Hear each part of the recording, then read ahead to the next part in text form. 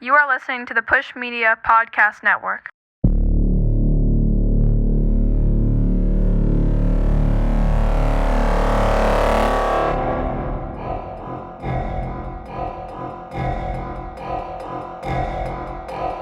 This is good shit.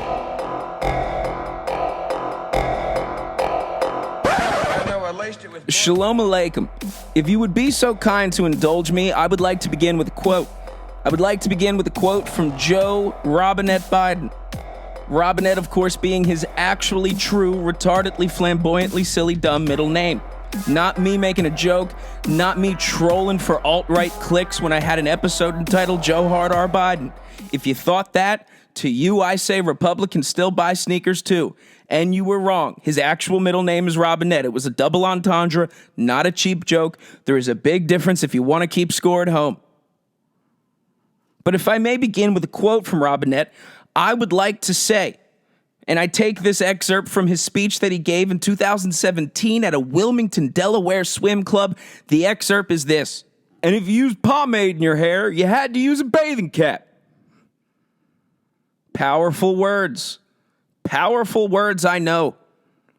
Do you feel that sense of tranquility and peace wave just wash over you inside your mind, your spirit, your heart, anything that is deeply unsettled by the news currently of an impending viral outbreak not being reported at all? In fact, the CDC and the WHO were first telling us it's only with monkeys, don't worry. Now it's only happening with men who have sex with men who aren't gay. The mystery thickens. What do we figure out from that? What are we to ascertain? Turns out we should stop ascertaining each other in the ass, or we're going to turn into monkeys. Turns out when a Russian general's like, hey, we might have a nuclear third world war for the fuck of it, anything inside of you that feels deeply unsettled by that information, and again, keep in mind, I'm not the news. All of my words are useless. If you are unsettled by any of the current events happening in the world, to you I say, if you use pomade, we had to use a bathing cap. Because that makes just as much sense as anything else happening right now. So, because I'm your monkeypox correspondent and fear-mongering directly correlates to more subscribers, let's start off with more monkeypox information. Because if you remember, a mere 2 episodes ago, there were only 14 cases. It was a weird, really low number for anyone to be worried about. And then it was weird, the people that the CDC and the WHO started blaming. They were like, monkeypox, this thing that we had under control that the Danish people first found and identified in 1956, who are now selling vaccines, where the fuck did they come from? More on that later. 50, 60 years later, all of a sudden. Originally, the explanation as to how monkeypox left the continent of Africa was according to gay sex raves in Spain and Belgium only. That was originally the information when 14 fucking people had it. And then that information jumped and people got a little worried because it was, in Europe now. And then the number went up and then it was 190. And then people were like, ooh, we got to not panic anybody, but we do need to get the brightest minds, doctors, and biological researchers all together in one room to figure out what's going on. But it's important nobody panic. It's important nobody become aware of the fact that all of the greatest minds, doctors, and researchers in the field of biology that we need to get here ASAP to get the situation under control. It's even more important nobody become aware of the fact we had all of these people here last year planning just in case this might happen. So as your motherfucking monkeypox correspondent, I proceed. The CDC ramped up its monkeypox alert level to level 2 and encouraged people to practice enhanced precautions stemming to the recent outbreak. The recent outbreak that they first blamed on gay people who party and dance and listen to house music in Spain and Belgium exclusively. And then they shifted the blame to men who have sex with men who aren't gay, which seriously the plot thickens. How do we figure out what that is supposed to mean? To now it could be pretty much anybody, and I need you to go back to COVID protocol. Do you mind? Is that okay? I know you might not have been keeping up on this information, and even if you did take the time and effort to try and keep up on this information, I know we were literally fucking lying to you as it was happening, but we need you all to trust us. We know what's best. We, the group of godless white German doctors who met in a room last year and planned what to do in case this very calamity occurs. You gotta trust them. And level 2 are not just random words. Level 2, according to the CDC and the World Health Organization, is a system that only has 3 levels.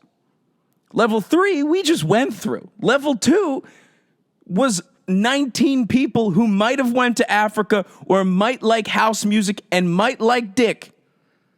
All of a sudden jumped to a level right below where we were with coronavirus that has permanently and still altered the economy. The latest is now there's 1,119 cases in a reported 29 countries. Now, we just jumped from level 1 to level 2, which is right below we're all fucked. And we were just a fucking week ago at 14 people might have had it at a gay party who then went to Spain and Belgium or something, kinda. And now we're only at 1,000, which, in the grand scale of things is only like half of the total number of positions your mom can put her body in. It's really not a reportable number. It's not news. It's not a war crime in Eastern Europe or a celebrity with poop in their bed. It's not actual reportable news. It's only 1,000 people. But it has everyone who is considered the best at their job, whose job it is to figure out what the fuck is happening. It has all of those people deeply concerned. It has people in 29 reported countries sick with something that we just didn't think left Africa. It has people here in this country now in North America in just 2 short weeks considering rolling out COVID protocol with masks and social distancing because of a monkeypox. This is, again, of course, a disease or a virus that spreads that, according to the CDC, only occurred in men who have sex with men who aren't gay. So if you want to figure out if you're going to get monkeypox, you got to play a game of Guess Who. Monkeypox apparently is an issue. It might not be an issue. I don't know what to make of it. But as your official correspondent and as someone who has directly benefited from fear-mongering facts about this personally for his podcast, I feel a deep debt to continue to report on it, to continue to provide you information that is deeply irrelevant, not useful, but meticulously researched, unlike the CDC and the WHO, evidently. 1,119 reported cases in 29 countries of a thing that we didn't think left Africa, of a thing that we didn't think we had to worry about, of a thing that we thought our smallpox vaccines were effective against. Yet, the United States, it was reported, has just bought 36,000 doses of a vaccine, quote unquote, no elaboration offered, to monkeypox from Denmark. The same people that first identified monkeypox in a lab in 1956 and invented financially incentivized slavery. The U.S. just bought 36,000 doses of a vaccine that they are the only ones that have, to something that we didn't think we needed any more doses of a vaccine for, not even considering the fact that how did a vaccine get made enough and tested within 2 weeks for the United States to buy thousands of doses of it, because it took us a long time to get it right with COVID anyway. But somehow the people that first identified this virus happen to already have the dose that we're buying from them. This virus isn't a big deal. We have it all under control, but all of our top doctors and scientists are keeping an eye on it. By the way, guys who first invented this or discovered it, sorry, Freudian slip, we'll buy the first batch of your experimental doses. And before you get really excited and you start to think, yeah, Joe Hard R. Biden, I'm not on your side either. Take all of your shots. If you have any skepticism when it comes to mass-produced vaccines in this country, go to PetSmart instead and get them. That's my recommendation for you. But it is worth considering as an official member of nothing, specifically not journalism, why are we buying vaccines from the people that first identified a thing that I already thought we had so much vaccine of, we had a surplus in storage and didn't need any more of? Why are we doing that? I think I'm entitled to point it out. But I don't want to think too hard on it because it does really make me have deep questions about the fundamental institutions I'm supposed to have faith in. So instead, I remind myself, we used pomade, I had to use bathing cap. Because that's what you do when you're presented with information that you can tell is not all of the information, but you also can tell is information you really, really need, because it will probably knock on your door and affect you very shortly. Because 14 to 19 to 190 to 500 to level 1 to level 2 happened very quickly. And if we are to learn anything, and I know that is not something most people are prone to do, if we are to learn anything from what we are just getting out of, or if you look at the COVID numbers are starting to ramp up again, if we learned anything from COVID, it is consider the potential effects of a virus breaking out and affecting the world's economy. It can happen. I was skeptical at first, but then I got on board quicker than most. It can happen, and it did.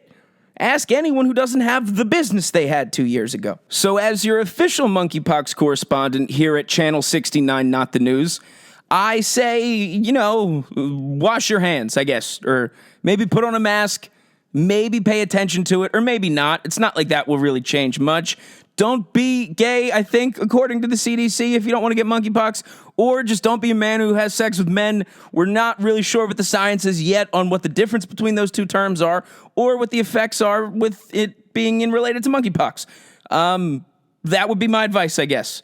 I'm trying to make sense of it, folks. I really am, but it's confusing.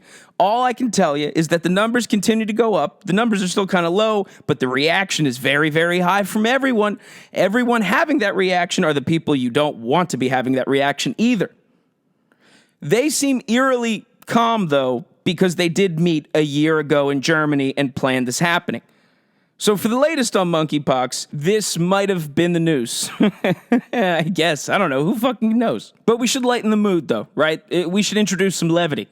And what a better, more surefire recipe for levity and just lightheartedness than introducing the concept of Russia, Russian culture, Russian people, and the general stupid, dumb nature that all of them have inherently at their soul.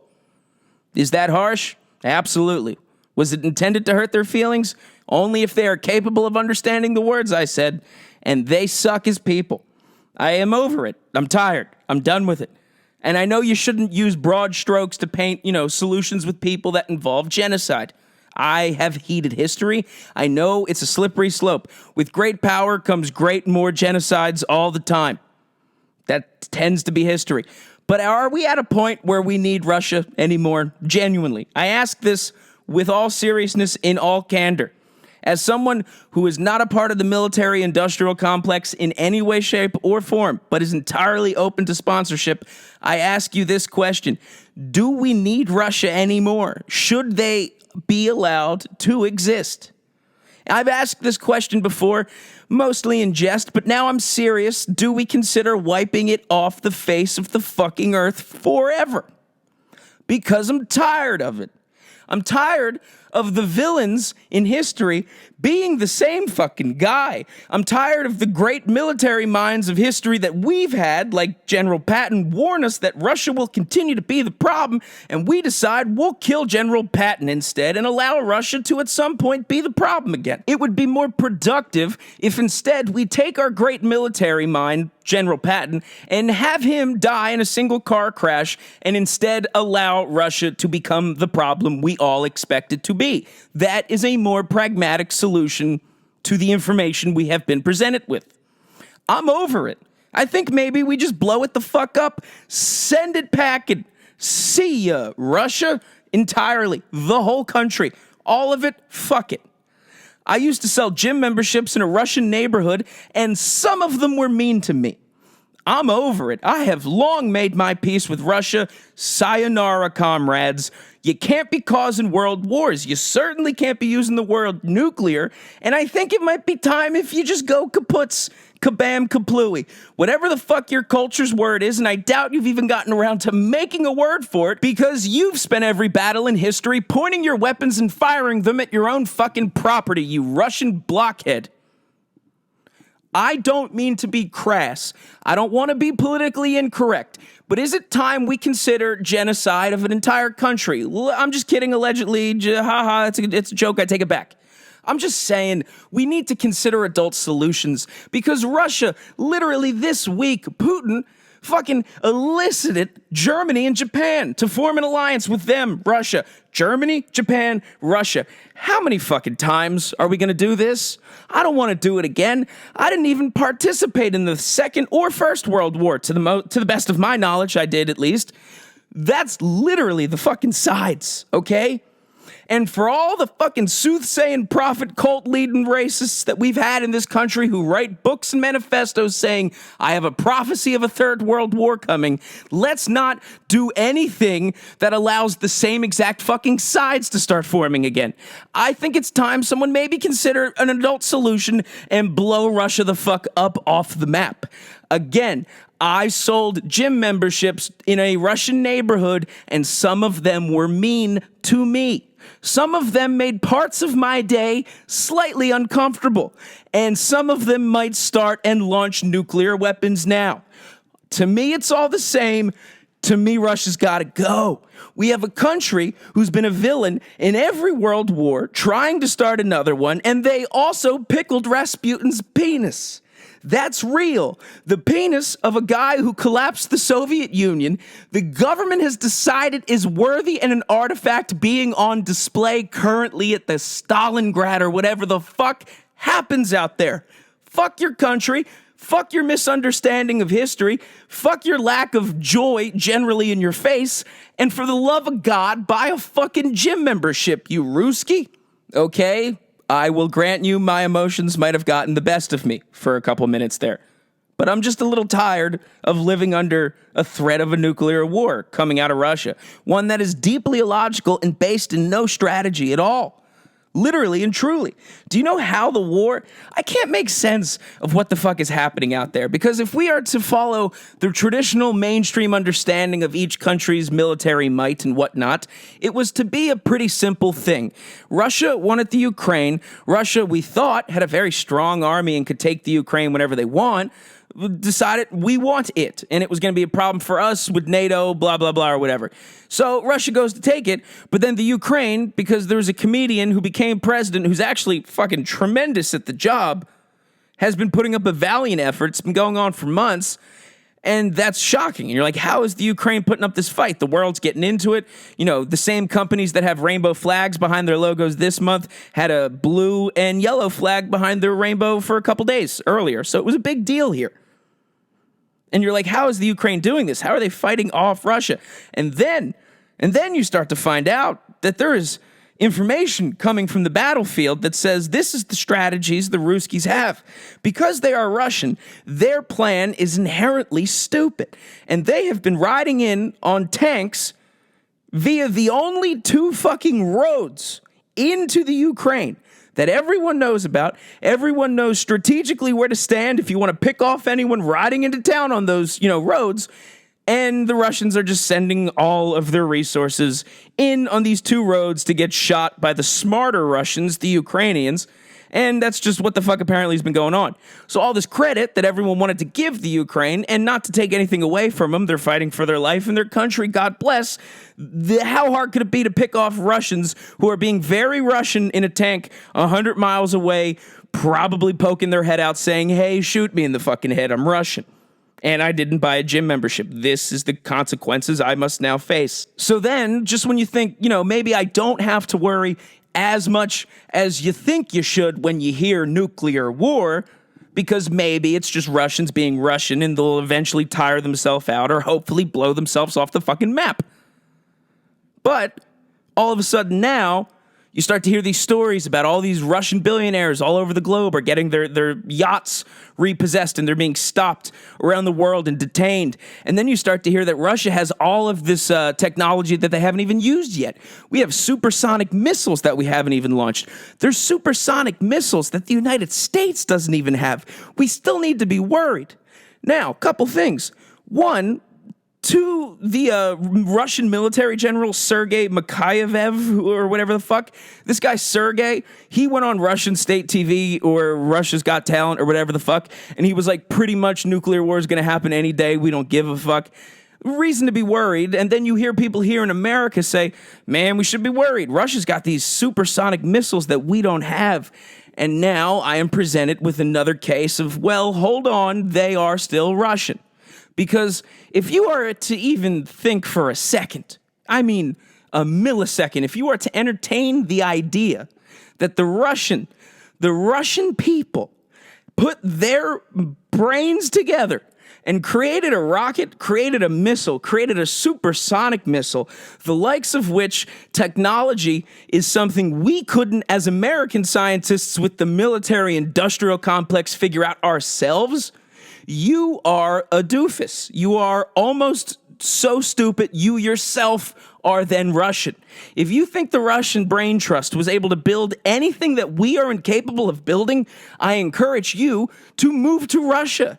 You are someone who would probably be very interested to see Rasputin's pickled dick on display at Stalingrad or wherever it is. I didn't read Anna Karenina. I don't know what happens there. But I can promise you, if you hear that Russia has something, we've had it for 40, 50 years.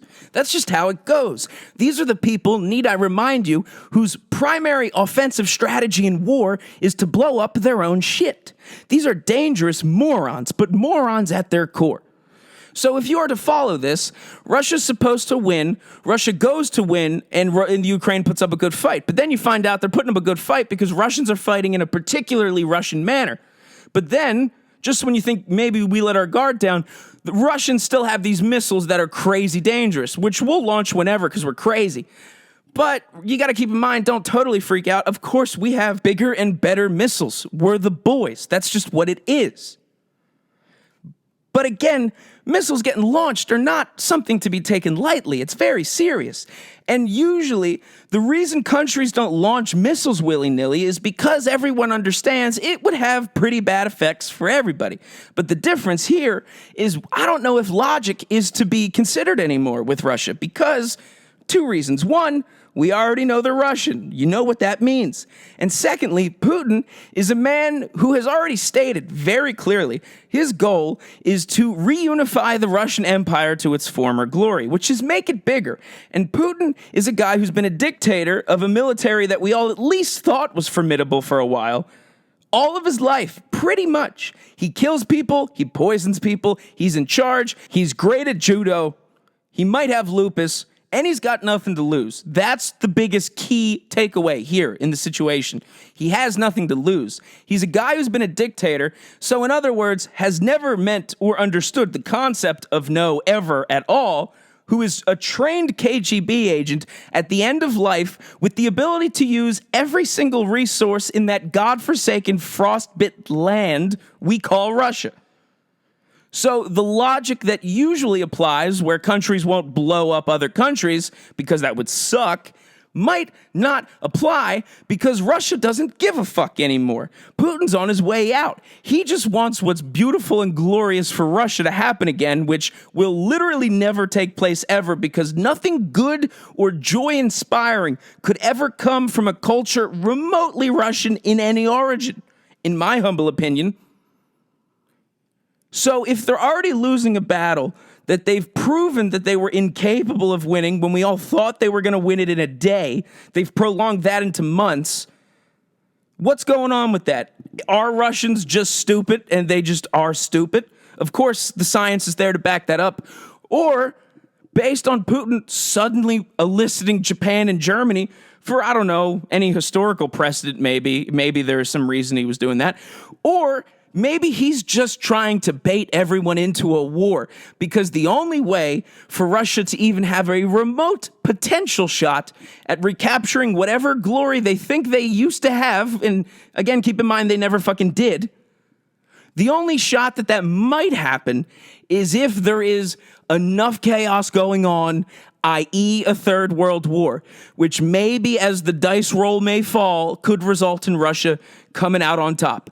The odds of that are literally impossible. The odds of a world war being caused, all because Putin wants to have the odds later on of maybe reuniting Russia, a little higher. And not to be jingoistic with it, that's a $5 vocab word for your bitch ass, not to be jingoistic with it, but are we to trust Germany and Japan ever? Need I remind you, Germany, the same group of doctors who met last year to plan what we might do in case of a monkeypox outbreak, which is currently happening right now a year later, those people also Holocaust. Or Japanese people, rape of Nanking, kamikazes. Literally historic levels of murder have happened on that little tiny island that most of us are unaware of here in America. I have an uncle who still won't eat sushi because it's the food of the enemy. I don't trust them a ton either. Sure, we bombed them into capitalism, but an atomic bomb only lasts for so long. Radiation can only create a free market economy for about 60 or 70 years before suddenly bloodthirst takes hold and Russia comes knocking. Now, are we to allow a space for Russia to talk to Germany and say, hey, Germany, be more German, to talk to Japan and say, hey, Japan, be more Japan? I didn't do that for German because I couldn't think of a really quick way to do a German impression, but Japan's much easier. You just drop an S in most words and go, hoi! Point is, I think that's a recipe for bad news. It's a recipe for disaster. If you think I'm overreacting, I refer you to the 2 previous world wars. Is it time maybe someone be an adult, maybe propose a grown-up solution that maybe instead of allowing Russia, Germany, and Japan to sit next to each other in class, we rearrange their desks so they can't sit next to each other, and we blow up the fucking classroom? Russia, you done. We can't let them run it back. We just can't. Literally, there is still to this day not a very good explanation as to why World War I and II both started, ended, and what happened in the middle. There are some rough outlines as to what each party had to gain in the affair, but there clearly isn't a whole story that we're all aware of because the Nazis might have made it to Antarctica and found aliens. Strong community of people believes that. So all I'm saying is not a lot of good comes out of world wars. Let's not let them happen again. If we have a shot to prevent them, maybe we take it. And maybe it involves blowing up Russia. There is some occupational hazard there. I agree. And I'm not calling for violence against anyone. I would never do that unless you don't buy a gym membership from me. The point is, we should do something to prevent a world war. The point is, there is great reason for panic because there's already something that might send chaos globally in the form of a virus that we don't have an effective vaccine to. We thought we did, but it turns out we don't. But the good news is the Danish people who first, discovered/invented the thing that we're buying a vaccine to now, they happen to have them. They happen to have them in a time so quickly, in a turnaround so fast, that it is in no way, shape, or form been approved by anything close to a regulatory board. Unless, of course, that regulatory board meant previously, maybe a year ago, to discuss this very fucking thing. And if that's not enough to, really give you the goosebumps, there's always the shot that a supersonic missile might just, knock on your front door and blow you up first if we don't do something about Russia. And don't get me wrong, the pen is mightier than the sword. I err on the side of diplomacy. I don't want violence. Life is precious. I don't say that tongue-in-cheek at all. But in this instance, Russia is affecting my peace. They are affecting your peace. They are affecting the peace of innocent people in the Ukraine, and they are affecting the peace of people who are just trying to sell gym memberships so I can make some money so I can feed my daughter. This to all the public school teachers who told me I would never amount to shit, by the way. Is it time to blow up Russia? I say this in all seriousness, I ask, is it time we wipe it off the map? I just don't think it's time for another world war. Does anyone have any room for it on their schedule currently right now? I don't. I certainly don't. There are...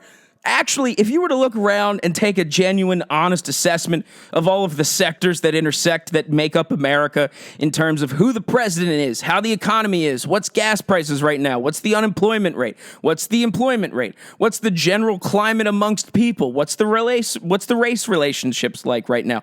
If you were to take an assessment of all of those factors, all of the key determining factors that really make situations go from bad to worse, I would humbly submit all of them are currently in their worst shape or form. So the last thing you need is a Russian getting a bright idea about anything, because I can assure you there is no such thing as a bright Russian idea. These are people that put Rasputin's dick in a jar and have it on display currently.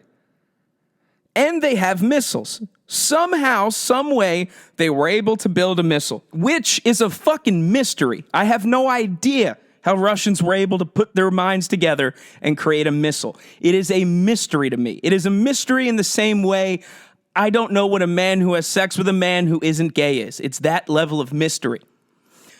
But the dangerous thing is Russia's made it clear, abundantly clear, that they have, in a very traditional Russian manner, taken logic and lit it on fire. They don't care that we're not going to launch missiles because it would be bad for everybody. They've decided that doesn't apply anymore. We just want to be Russian. We don't care what happens. We don't care if we lose. We want everyone to lose. You don't get to win, so I'm going to take my ball and go home. Only this time, your ball is nuclear weapons. I propose humbly, with much love in my heart and a desire for peace in my soul, I ask, is it time we blow the fuck up out of Russia and completely wipe them out of history? That's all. In the interest of love and peace, do we blow up Russia? And, just to remind you, if you use pomade in your hair, you got to use a bathing cap.